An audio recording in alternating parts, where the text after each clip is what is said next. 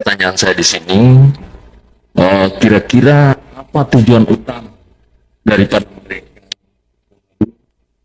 ke Indonesia, khususnya ke Gorontalo? Itu tujuan utama. Kemudian dalam penyebaran ini membutuhkan dana. Kira-kira dananya ini dari mana saja, Pak? Terima kasih, Pak Ustaz. Ya.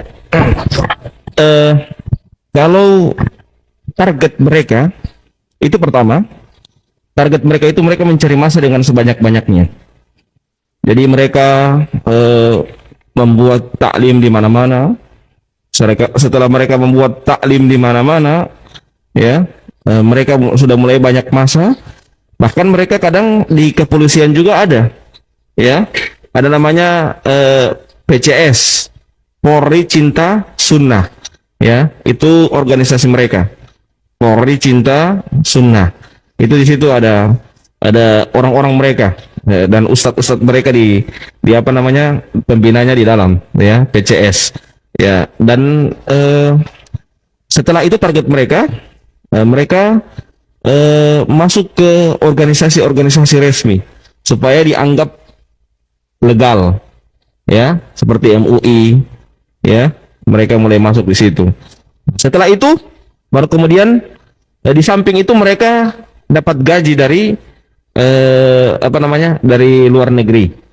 Mereka dapat gaji kurang lebih 20 juta satu bulan, ya, 20 juta satu bulan, iya, per orang, per ini ya, per dai-nya mereka. Iya, jadi ada per provinsi, satu provinsi itu satu orang, ya, satu orang dapat gaji, dan itu mereka dievaluasi, ya. Dan apa namanya, kalau di NU yang dari Timur Tengah itu cuman organisasinya namanya Robito. Nah, itu NU punya, ya, itu muasasah. Tapi kalau mereka selain dari Robito, jadi selain dari Robito ada beberapa yayasan itu yang mendanai mereka. Jadi jangan heran ada TV-TV mereka tanpa iklan semakin hari semakin besar, ya. Sekolah-sekolah mereka tanpa bantuan tiba-tiba langsung besar. Dari mana dana seperti itu? Jadi mereka punya dana memang demikian. Dan sering tiap tahun kadangkala ada orang-orang yang dari luar negeri mereka undang, lihat tanah ini, lihat tanah ini, lihat tanah ini, dan itu tiba-tiba langsung ada pembangunan yang bertingkat-tingkat, dan juga alat, juga kamera yang cukup besar, ya, dan lebih tinggi kualitasnya dari Indonesia, karena memang mereka sudah diberikan bantuan seperti itu. Saya kemarin ditawarkan beberapa 10 tahun yang lalu, ya, ditawarkan, bagaimana Ustadz Robi kalau antum mau kami belikan kamera dan nanti bawa ke Gorontalo untuk dakwah di sana. Ya, tapi saat itu saya bicarakan sama istri saya, sehingga istri saya tidak setuju, karena sudah ada sudah tercium bahwa itu adalah doktrin, termasuk doktrin untuk mengajak saya untuk agar jangan terlepas dari mereka, ya, jangan terlepas dari mereka. Dan alhamdulillah setelah itu saya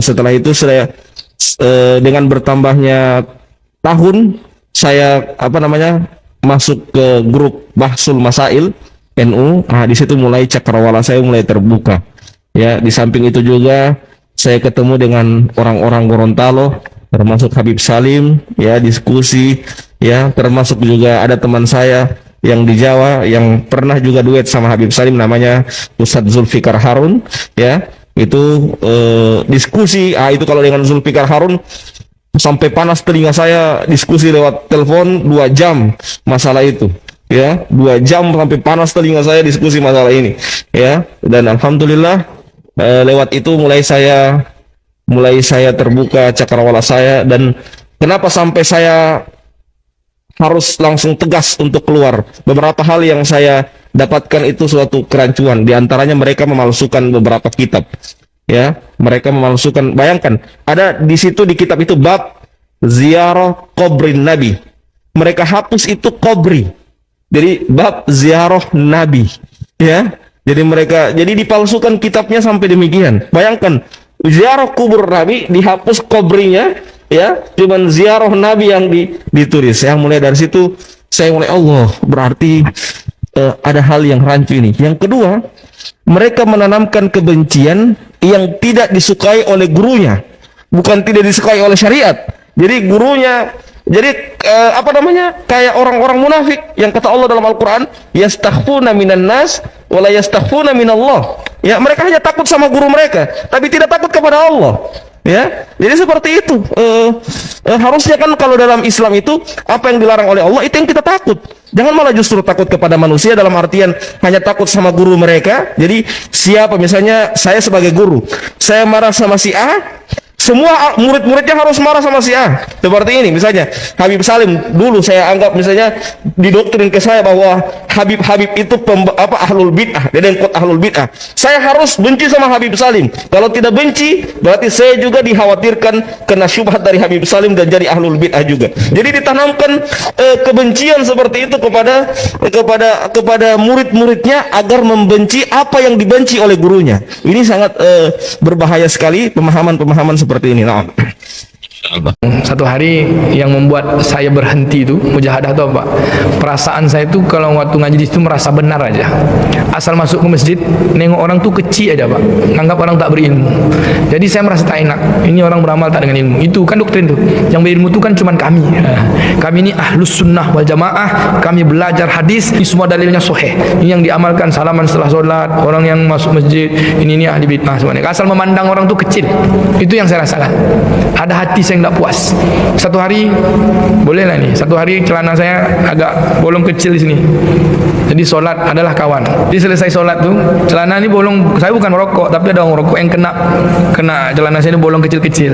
Lalu dia lihat gini, tak sah sholat, tak sah sholat, tak sah sholat, gitu dia. Kan sama-sama pengajian nih. Tak sah sholat antum, ulang sholat antum. Tapi kasar. Lalu saya bilang, abang kok kasar? Betul sebenarnya saya bilang. Tapi kita ini ikut sahabat. Kita ini kan salafi, pengikut sahabat. Sahabat itu kan lemah lembut, saya bilang.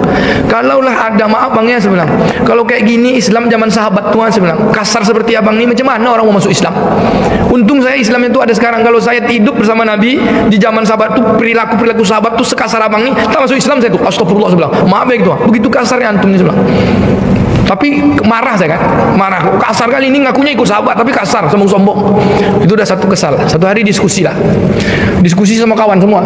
Saya bilang, bang, kalau saya berjalan dari rumah ke masjid, tiba-tiba di tengah jalan saya berhenti dan berdoa. Saya di jalan tuh bang, berdoa saya, ya Allah ya Rahman ya Rahim, apa aja lah, saya bilang. Doa itu ibadah nak bang? Ibadah. Oke, dia bilang.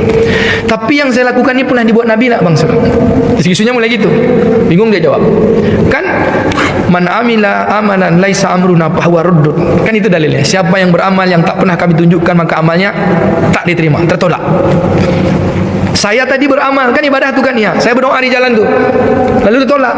Berarti kalau amal tu tak pernah ditunjuk, berarti itu bid'ah kan bang? Tak bisa gak dia jawab. Kalau bid'ah berarti dengan berdoa tadi masuk neraka saya tu kan bang? Sebenarnya kan berdoa sampai di jalan, di tengah jalan, kan bid'ah tu kan? Kullu bid'atin dalalah, kullu dalalati finnar. Setiap bid'ah sesat masuk neraka.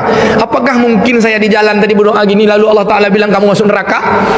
Yang satu jawab ya bid'ah, tapi masuk neraka tak berani. Dia bilang ya itu bid'ah. Yang satu lagi no comment. Nah, semenjak itu saya bilang, berhentilah saya ngaji lagi, kalian ini tak dapat jawab. Saya bilang, kan bang, kalau seandainya saya masuk neraka, masa Allah kejam betul gara-gara saya berdoa masuk neraka? Maksiat apa yang saya lakukan? Pada saya berdoa kepada Allah Ta'ala, itu ibadah kan? Saya bilang, pernah tak Nabi pernah buat kayak gitu? Tak ada dalilnya kan? Berarti saya nak ikut Nabi, bid'ah saya, masuk neraka saya. Udahlah saya berhenti ngaji lagi. Oh, langsung dibilang itu murtad. Satu pertanyaan yang sangat penting, pertanyaan yang bagus tentang maulid.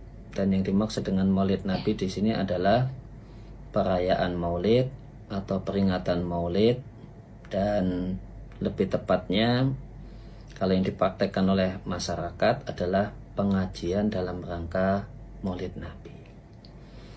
Nah, peringatan maulid Nabi ini satu hal yang bersifat khilafiyah istihadiyah. Artinya diperselisihkan oleh para ulama-ulama besar.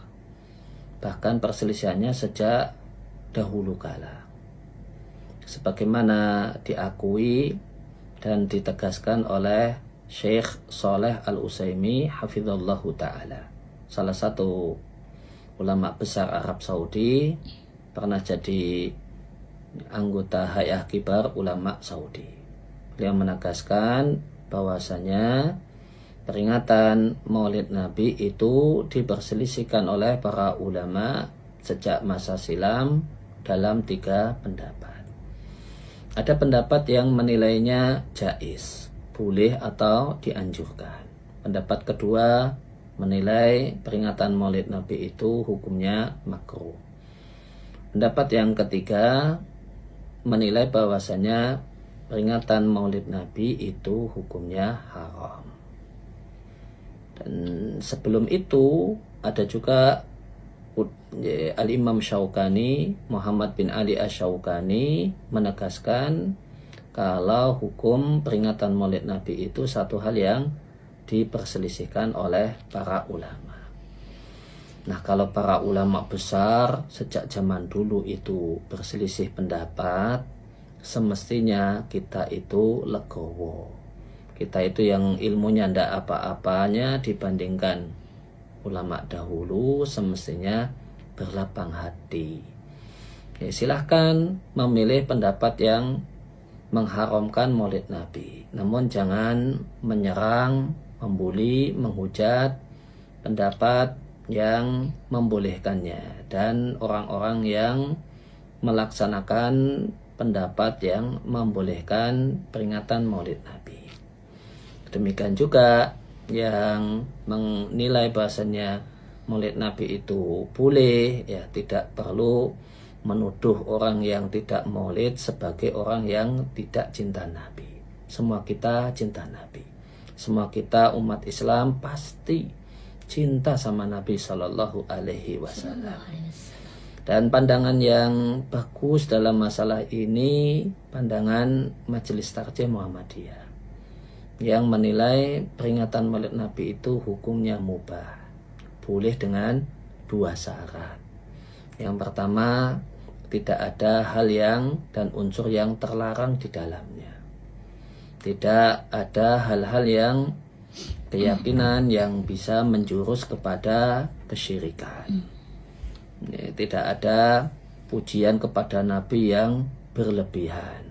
Seakan-akan Nabi itu seperti setengah Tuhan misalnya. Kemudian yang kedua, peringatan tersebut bentuknya, pelaksanaannya adalah kegiatan yang bermanfaat dan mengedukasi umat. Artinya bentuknya bentuk pengajian yang membuat masyarakat dan jamaah semakin kenal Nabi, semakin dekat dengan Nabi, mencintai Nabi, dan semangat untuk meneladani Nabi. Intinya, marilah kita lapang dada dalam masalah peringatan Maulid Nabi. Masing-masing bisa meyakini apa yang diyakini, namun tidak perlu menyerang dan menghujat pihak lain. Kita kan tetap bisa bersaudara meskipun kita berbeda pendapat dalam masalah ini. Masya Allah, Alhamdulillah. Plong ya rasanya hati. Ya semoga saudara kita di luar sana tetap jaga lisan ya, jaga hati, jaga tulisan untuk tidak menyakiti sama muslim, tidak mencela, tidak menghina, karena permasalahan ini tadi khilafiyah di dalam hukum Islam ini, begitu. Di dalam hukum Maulid maksud saya, begitu Ustazi? Yeah. Alhamdulillah. Matur nuwun, terima kasih, jazakallah khairan.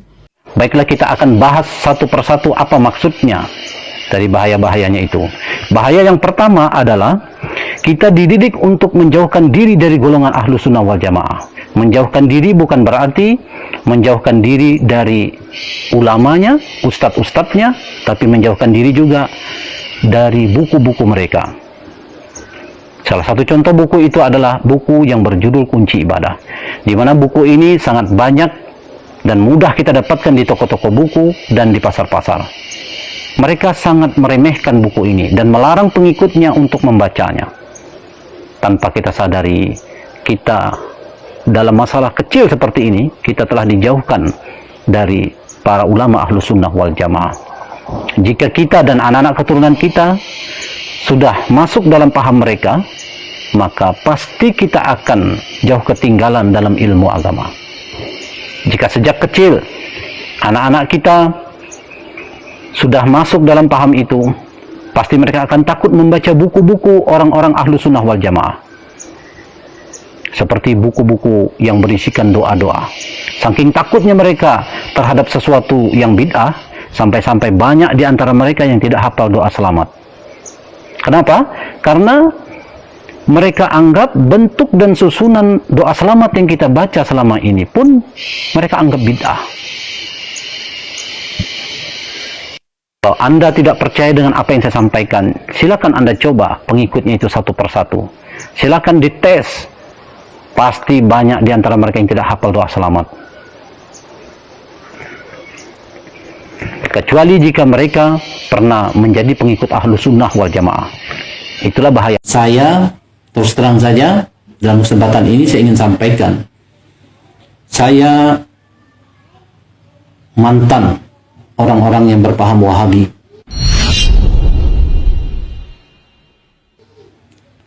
Mulai dari usia SD saya sudah dididik berpaham Wahabi. Akan tetapi alhamdulillah, puji syukur saya panjatkan kehadirat Allah, karena semenjak saya kuliah barulah saya tahu ternyata paham Wahabi itu adalah paham yang sesat. Mereka bukan hanya sesat cara berpikirnya, tapi mereka juga menyesatkan banyak orang. Kalau jamaah pengajian yang mengikuti ustadz-ustadz yang berpaham Wahabi tidak percaya apa yang saya sampaikan, coba tanyakan kepada ustadz-ustadznya saat ini. Yang pertama, apa dalilnya menggunakan mikrofon? Kemudian yang kedua, apa dalilnya menggunakan jam tangan baik saat di luar sholat maupun saat di dalam sholat? Kemudian yang ketiga, apa dalilnya menggunakan kacamata? Kemudian yang keempat, apakah ada dalilnya yang membolehkan kita menggunakan handphone dan laptop di dalam masjid? Kemudian yang terakhir, yang kelima adalah, apa dalilnya menggunakan dompet? Tanyakan apa yang telah saya sampaikan tadi. Yang pertama tentang mikrofon, tentang jam tangan, tentang kacamata, tentang handphone dan laptop, kemudian tentang dompet. Coba tanyakan apa jawaban mereka. Dengarkan baik-baik jawaban mereka. Apabila tidak masuk di akal, maka keluarlah segera dari paham Wahabi. Karena paham Wahabi itu sebenarnya sesat dan menyesatkan. Dan ini adalah video yang pertama kali yang saya sampaikan tentang bahayanya paham Wahabi itu apabila terus berkembang. Dan insya Allah nanti dalam kesempatan lain akan saya sampaikan juga tentang bahayanya paham Wahabi apabila terus berkembang. Dan masih banyak lagi Pak bahaya-bahaya paham Wahabi itu apabila terus berkembang. Mungkin itu saja yang bisa saya sampaikan dalam kesempatan kali ini. Mudah-mudahan apa yang saya sampaikan ini bermanfaat untuk kita semua, khususnya untuk diri saya pribadi.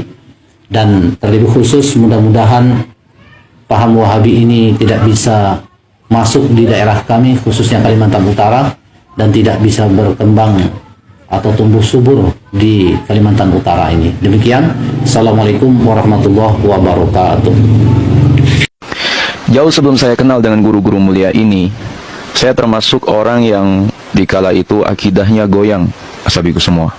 Walaupun ya saya sempat juga mondok, ya tetap saja masih mencari pemahaman yang benar.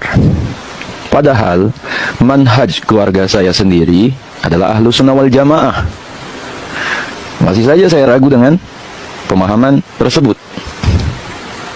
Akibat penasaran tersebut dan kurangnya ilmu, pencarian tersebut pun dimulai saat saya mengenyam pendidikan di Universitas Islam Negeri. Ya, dari dalam saya menuntut ilmu, dari luar pendidikan pun saya mencari ilmu. Awalan saya sempat berpahaman liberal lah sabiku semua, berpikir bebas, dan luar biasanya lagi termasuk orang yang dikala itu anti mazhab. Ya semuanya karena doktrin juga sih, dan keilmuan yang kurang, dan berubah itu pun karena ilmu juga. Nah, singkat cerita, sampailah saya jatuh ke dalam diri yang berpahaman Salafi Wahabi. Ya, kala itu hobi saya pokoknya menjatuhkan argumen kawan-kawan dari kalangan aswaja.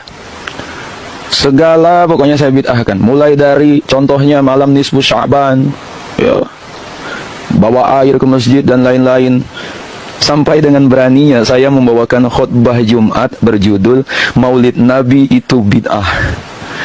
Mana waktu itu di kalangan masyarakat yang berpahaman Ahlussunnah wal Jamaah sabiku semua. Akhirnya ya waktu itu saya di tahun selanjutnya nggak dipakai lagi ya di masjid tersebut. Sabiku semua, singkat cerita, sebenarnya ada banyak hal yang menyebabkan saya kenapa bisa kembali kepada pemahaman Ahlussunnah wal Jamaah. Ya terutama karena sumber ilmu. Ya, banyaknya kitab-kitab yang saya baca dan perpindahan saya dari guru ke guru.